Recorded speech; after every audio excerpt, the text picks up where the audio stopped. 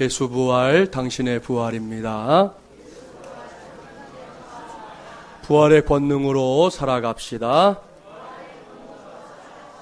네, 할렐루야.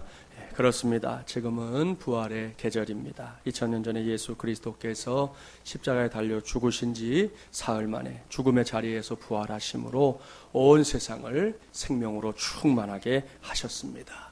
그 충만한 생명력이 저와 여러분 우리 모두의 삶의 자리 곳곳에 함께하기를 주님의 이름으로 간절히 축원합니다. 이렇게 복된 계절을 맞이한 4월의 첫 번째 주일입니다. 오늘부터 저는 믿음에 관한 고찰이라는 큰 주제하에 하나님의 말씀을 전하려고 합니다. 오늘은 첫 시간인데요. 오늘은 나의 믿음 없는 것을 도와주소서라는 제목으로 하나님의 말씀을 전하도록 하겠습니다. 오늘은 주제가 믿음이기 때문에 먼저 이 믿음의 사전적인 정의를 살펴보려고 합니다. 믿음을 명사형으로 살펴보면 어떤 사실이나 사람을 믿는 마음 혹은 초자연적인 절대자, 창조자 및 종교 대상에 대한 우리 신자들, 우리 신자 자신의 신뢰라고 정의해 놓았습니다. 우리가 익히 잘 알고 있는 믿음의 정의지요. 그래서 제가 설교를 준비하면서 이번에는 명사형이 아닌 동사형의 정의를 살펴봤습니다. 그랬더니 첫째, 어떤 사실이나 말을 꼭 그렇게 될 것이라고 생각하거나 그렇다고 여기다. 둘째, 어떤 사람이나 대상에 의지하며 그것이 기대를 저버리지 않을 것이라고 여기다. 세 번째, 절대자나 종교적 이념 따위를 받들고 따르다라고 정리가 되어 있었습니다. 여기에 오늘 저와 여러분이 말씀이 전해지는 내내 떠올려야 할 것들이 있습니다. 그것은 꼭 그렇게 될 것이라고 생각하거나 여기다. 그리고 의지하다. 그리고 기대를 저버리지 않을 것이라고 여기다. 마지막, 받들고 따르다입니다. 이것이 바로 오늘 우리가 집중적으로 생각해 봐야 할 믿음에 관한 고찰의 내용입니다. 이를 위해 하나님께서 우리에게 허락하신 말씀은 신약성경 마가복음 9장 14절 이하의 말씀입니다. 바로 앞에 있는 말씀은 뭐냐 하면 예수님께서 산 위에 올라가셔서 영광스러운 모습으로 변화된 그 사건을 기록하고 있는 말씀이에요. 우리가 흔히 변화산 사건이라고 부르는 그 사건 말입니다. 예수님께서 장차 있게 될 부활의 영광을 이 세 명의 제자들을 데리고 올라간 그 산 위에서 그대로 보여주셨습니다. 그런데 그 동일한 시간대에 산 위에서는 예수님의 변화와 함께 산 아래에서는 다른 한 사건이 진행 중에 있었습니다.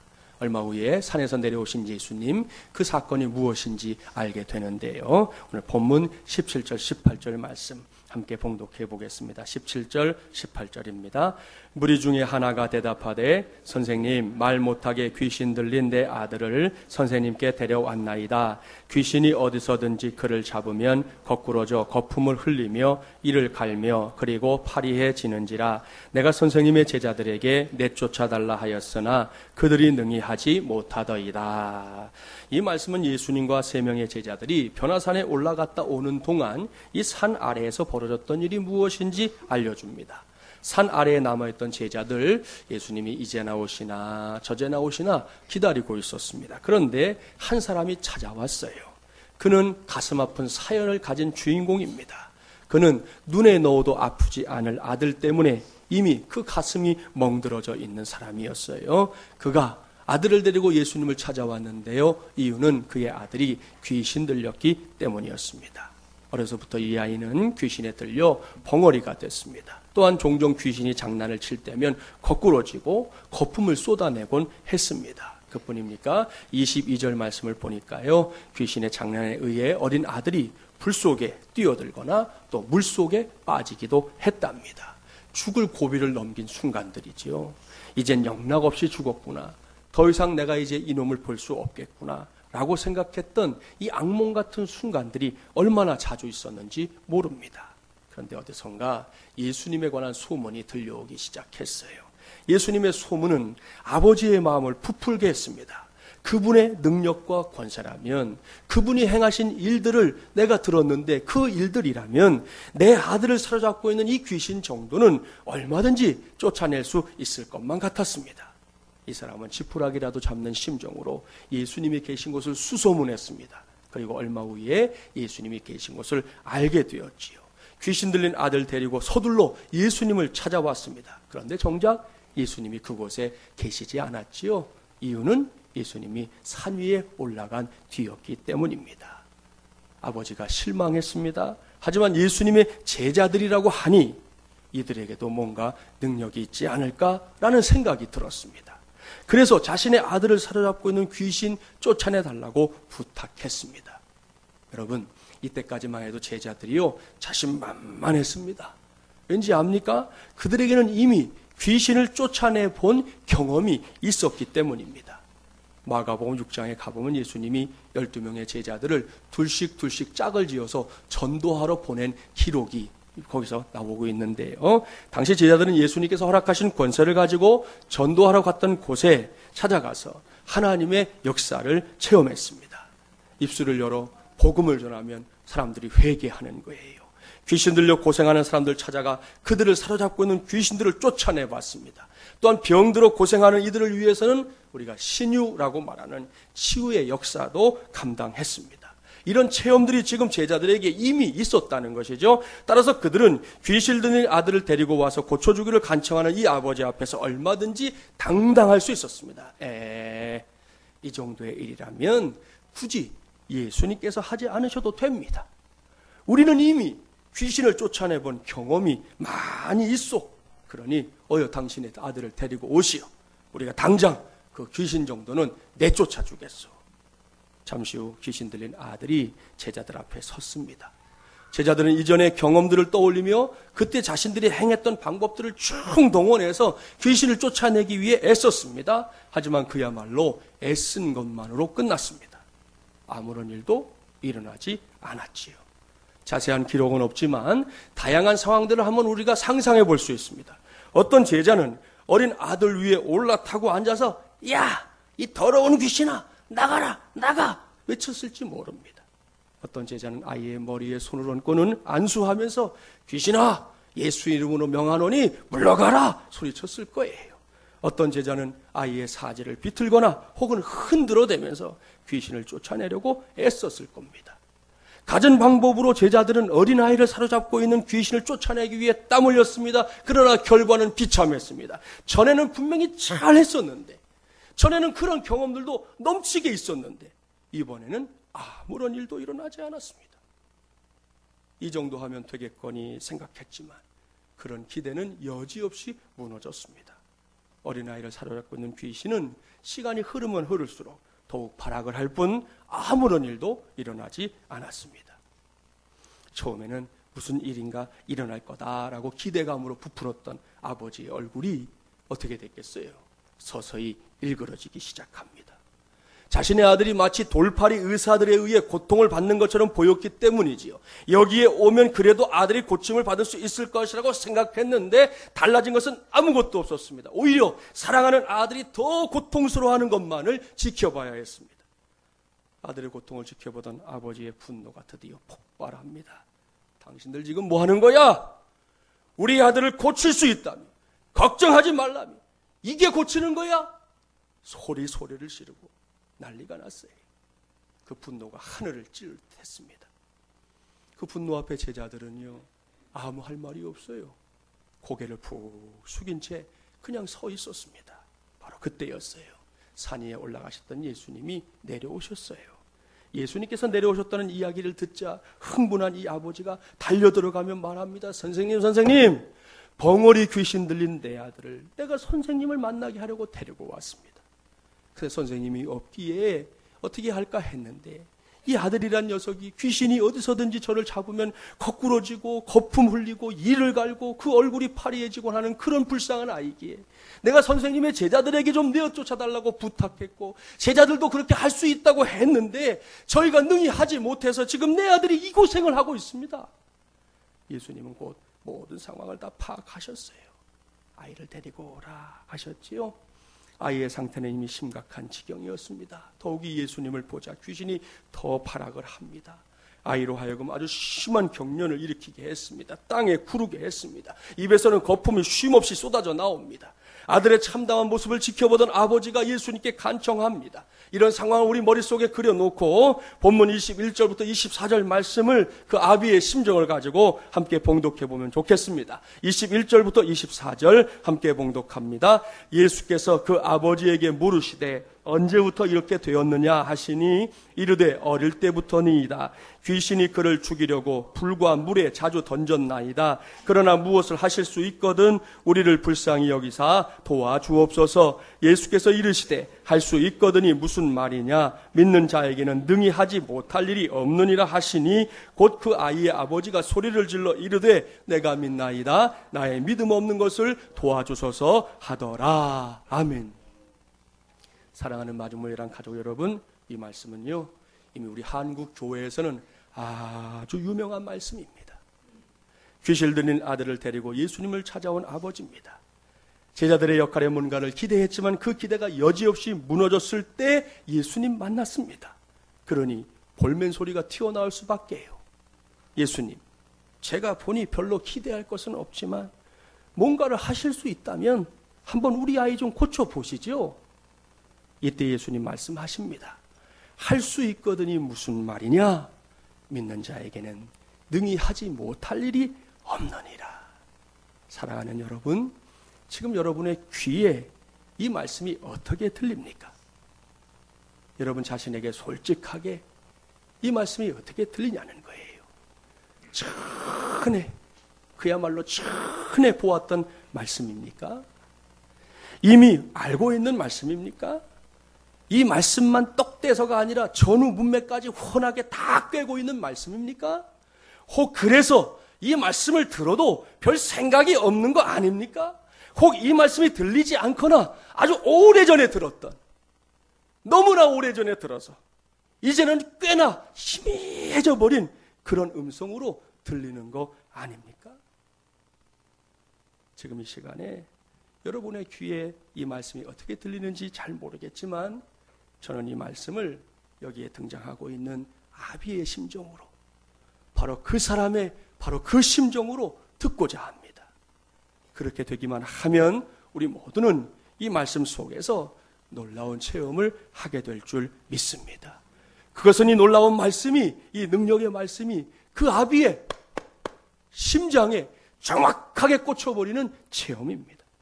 그야말로 배부를 헤집는 은혜가 무엇인지 알게 될 것입니다. 말씀이 살아서 역사한다는 것이 무엇인지 알게 될 것입니다.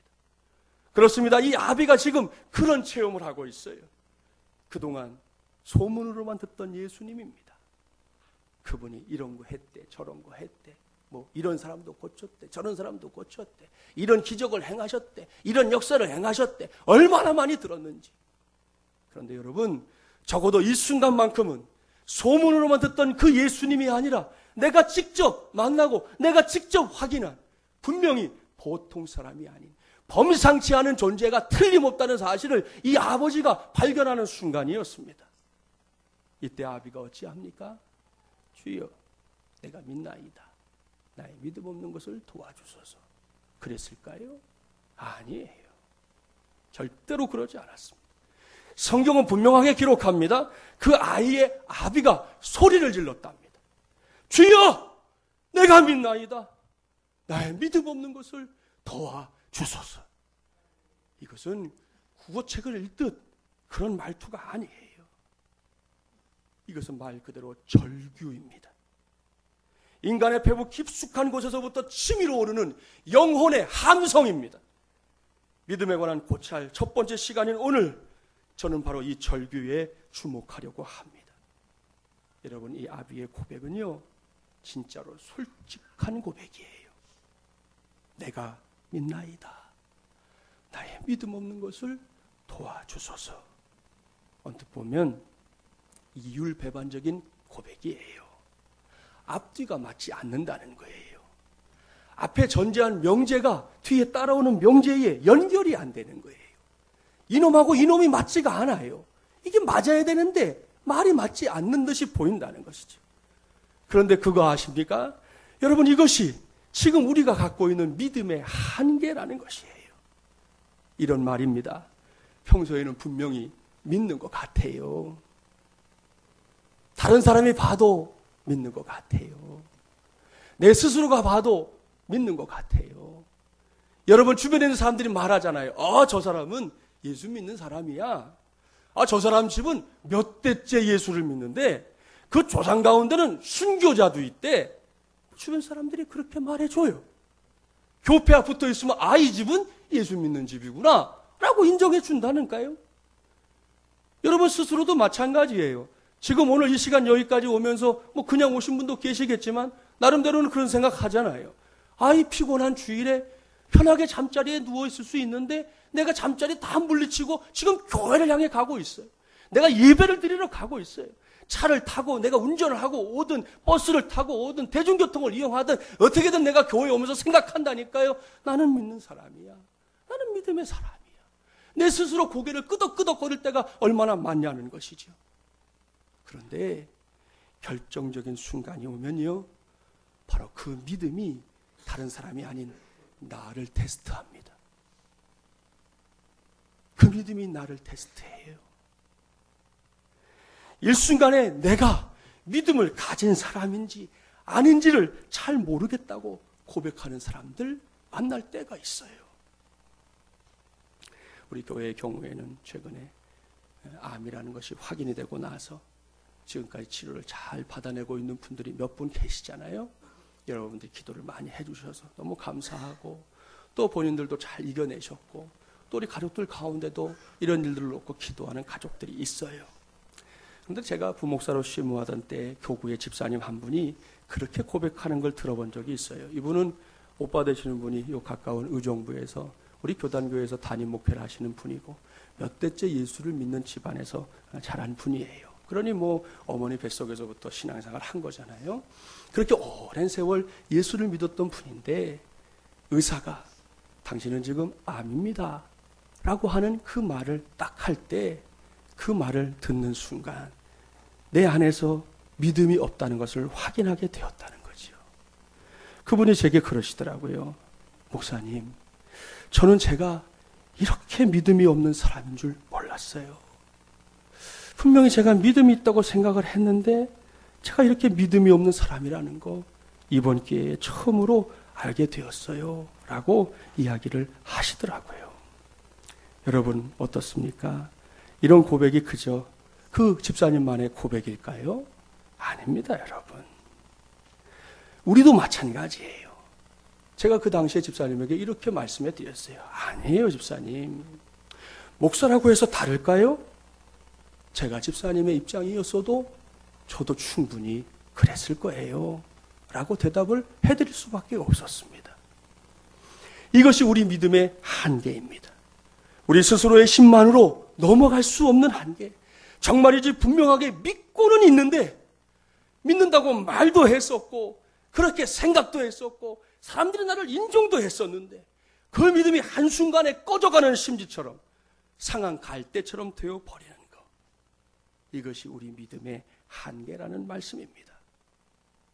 따라서 내 일이 아니라고 남의 일에 대해 함부로 말하는 게 옳지 못한 거예요. 왜냐하면 내가 그 경험을 안 해봤는데 마치 세상 모든 거 다 경험한 것인 양 이러쿵 저러쿵 하는 것이 얼마나 어리석은 일이냐는 거예요. 그 입장에 돼보면 결코 함부로 말할 수 없는 것이 우리의 인생이기 때문입니다. 그렇다면 이 문제, 이 믿음의 한계를 극복하는 길이 있을까요? 당연합니다. 있습니다. 다시 본문 24절 말씀을 함께 봉독해 보겠습니다. 24절만 봉독합니다. 곧 그 아이의 아버지가 소리를 질러 이르되 내가 믿나이다. 나의 믿음 없는 것을 도와주소서 하더라. 아멘. 할렐루야. 여기에 믿음의 한계를 극복하는 길이 있어요. 그것은 우리 믿음의 기초를 우리 안에다가 세우려고 하지 말고 예수 그리스도께로, 우리 전능하신 하나님께로 옮겨가야 한다는 것입니다. 그렇습니다. 이 아비의 고백, 내가 믿나이다. 나의 믿음 없는 것을 도와주소서라는 이 고백은 바로 믿음의 기초석을, 그동안 내게 심어두었던 그 기초석을 이제는 빼어서 그것을 주님께로 옮겨놓는 작업입니다. 이것이 이루어질 때 우리는 여전히 부족함에도 불구하고 믿음의 한계를 극복할 수 있는 것입니다. 오늘 말씀을 시작하면서 믿음이라는 단어의 동사형 설명드렸잖아요. 그리고 기억해 두시라 했습니다. 꼭 그렇게 될 것이라고 생각하거나 여기다, 의지하다, 기대를 저버리지 않을 것이라고 여기다, 받들고 따르다라는 정의 말입니다. 이 정의들 모두가 그저 나 혼자서 주먹 불끈 쥐면서 나는 그거 믿어 라고 말하는 것을 의미하지 않습니다. 믿는다, 100번이고 1000번이고 되뇌는 것을 의미하는 것이 아니라는 것이에요. 그것은 자만입니다. 그것은 교만입니다. 겉으로는 믿어 라고 했지만 거기에는 내 의지만이 있을 뿐입니다. 이것은 오늘 우리가 생각하고 있는 믿음이 아닙니다. 아니, 그 정도의 믿음으로는 죄송하지만 할 수 있는 것이 별로 없어요. 따라서 우리 역시 오늘 이 아비처럼 간절하게 구해야 합니다. 이런 기도가 필요하다는 거예요. 주여, 나는 주님께서 나를 위해 역사하실 것이라고, 꼭 그렇게 될 것이라고 생각하거나 여기지만 이런 내 믿음이 흔들릴 때가 많습니다. 내가 주님 의지한다고 사람들 모인 자리에서 목장 예배 드리면서 나는 주님 의지하면서 합니다. 기도할 때도 주님, 내가 주님을 의지합니다. 찬송할 때도 두 손 들어가며 내가 주님 의지합니다 라고 말은 했지만 정말로 그런지 의심스러울 때도 많습니다. 그뿐이 아닙니다. 주님께서 내 기대를 저버리지 않을 것이라고 여기지만 당장 현실의 담 앞에서 나는 좌절할 때도 많습니다. 주님의 뜻 받들고 따라야 한다는 거 알지요. 그동안 수십 년 배웠지요. 하나님의 말씀을 들으면 따라야 된다고, 은혜를 받았으면 따라야 된다고 수십 년 배웠지만 사실은 그러고 싶지 않을 때가 더 많습니다. 솔직하게 그러고 싶지 않을 때가 더 많아요. 이것이 지금 내가 갖고 있는 믿음의 전부입니다. 그래서 이 시간에 이 아비의 심정으로 간절하게 구합니다. 주여, 나의 믿음 없는 것을 도와주소서. 내 믿음의 뿌리가 내 자신이 아니라 주님으로부터 시작되게 하여 주시옵소서. 여러분, 오늘은 바로 이러한 간구로 하나님 앞에 나아가는 저와 여러분이 되기를 바랍니다. 그렇습니다. 여러분은 여러분 자신을 얼마나 믿습니까? 여러분 자신의 실체가 도대체 무엇입니까? 포장되어 있고 가려져 있는 것 말고 그야말로 다 발가벗겨진 우리의 모습의 실체가 뭐냐는 거예요. 우리가 자주 부르는 찬송가 가사 가운데 이런 찬송이 있어요. 힘들고 지쳐 낭망하고 넘어져 일어날 힘 전혀 없을 때에 나에게 실망하며 내 자신 연약해 고통 속에 눈물 흘릴 때에 여러분, 이것이 나의 현주소입니다. 김진철 목사의 현주소입니다. 그리고 여러분 모두의 현주소입니다. 정말 솔직해 보시자는 것이죠. 우리 얼마나 자주 넘어집니까? 얼마나 자주 낙심합니까? 믿는다면서, 하나님을 믿고 산다고 하면서, 그분이 내 아버지라고 하면서, 그 십자가가 나를 구원했다고 하면서, 보혈의 은총을 찬송하면서 얼마나 자주 실망합니까? 얼마나 자주 고통의 눈물을 흘립니까? 뭔가 된 듯 했는데 아닐 때가 있고요. 다 이룬 줄 알았는데 그게 사상누각일 때도 있습니다. 잠시 어깨에 빡 힘이 들어갔었지만 그것이 그다지 힘줄 일이 아닐 때도 있습니다. 도무지 헷갈립니다. 어렵습니다. 앉으나 서나 걱정이 많습니다. 티벳이라는 나라 아시죠? 지금은 속국이 되어 있어서 날마다 거기서도 분규가 많은데 이 티벳의 속담이 쓰여있는 칠판 사진을 제가 하나 보게 됐어요. 한번 보여드릴게요. 잘 보이시나요? 글씨가? 네. 티벳 난민과 함께하는 저 어느 바에서 해놓은 거예요. 자, 읽어볼까요? 시작. 걱정을 해서 걱정이 없어지면 걱정이 없겠네. 이것이 우리의 실존입니다, 여러분.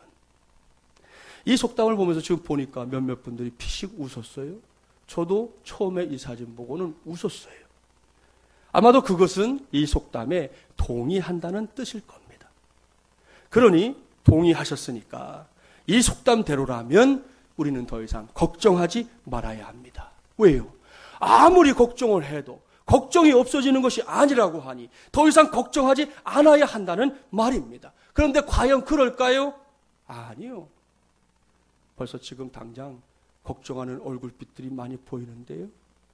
이 줄에도 보이고 가운데 줄도 보이고 이쪽 줄도 보이는데요. 다 보입니다, 여러분. 걱정을 해서 걱정이 없어지면 걱정이 없겠네라는 속담이 있다지만 그런 속담 때문에 걱정하지 않을 수 없다는 걱정을 다시금 걱정하고 있는 것이죠. 말이 좀 꼬였어요. 예? 어쨌든 제가 뭘 말하고 싶어 하는지 알아야 합니다. 나라는 존재의 한계를 잊지 말아야 합니다. 그저 내가 믿는다 해서 그것이 다 내 믿음 되는 것이 아니라는 것을 기억해야 합니다. 이것을 진정으로 깨닫게 되는 순간 우리 안에서도 이 아비와 동일한 절규, 동일한 영혼의 함성이 터져나올 것이에요. 내가 믿나이다. 그러나 나의 믿음 없는 것을 도와주소서. 내가 믿습니다. 그러나 여전히 연약한 나의 믿음을 굳세게 하여 주옵소서. 나의 모자란 믿음, 내가 아무리 채워도 도무지 채워지지 않으니 우리 주님께서 채워주시옵소서. 나의 매갈이 없는 믿음, 성경을 보니 히브리서 11장에 믿음의 사람들은 세상이 감당치 못한다 했는데 그런 믿음이 아닌 나의 이 매갈이 없는 믿음을 이제는 좀 강하게 해 주옵소서. 내가 신앙생활의 연륜이 한 해, 두 해 쌓여가는데 날마다 매갈이 없는 믿음으로 살아가는 그런 패배자가 아니라 이제는 좀 강한 믿음으로, 좀 설 수 있는 믿음으로, 좀 내놓을 수 있는 믿음으로 주님 앞에서도 주님 나 좀 보세요 라고 할 수 있는 그런 믿음으로 나를 좀 강하게 세워 주시옵소서. 여러분, 이 절규에, 이 영혼의 함성에 우리 주님 어떻게 하셨습니까? 본문 25절부터 27절 함께 봉독합니다. 25절부터 27절 말씀입니다.